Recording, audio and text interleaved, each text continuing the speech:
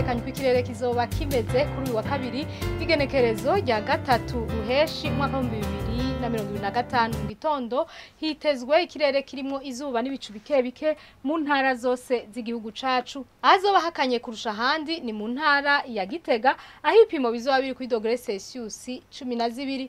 Ku muhingamo hitezwe ikirere kirimo ibicu vyinshi mu ntara za Bururi, Mwaro, Karusi, Muyinga hamwe na Kirundo. Mu zindi ntara hakaba hitezweyo ikirere kirimo izuba n'ibicu bike bike.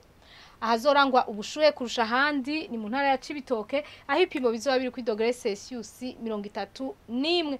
Ejo mu gitondo izuba rizoseruka igihe cy'isaha 12:3 rirenge igihe cy'isaha 11:59 zo ku mugoroba. Amakuru atekanye ikirere agarukiye ngaha mwateguwe n'ikigo ca Ijebu kijejwe ivy'ibirere nayo Nadia Ndayizenje na yabashikirije mwakoze kuyakurikira.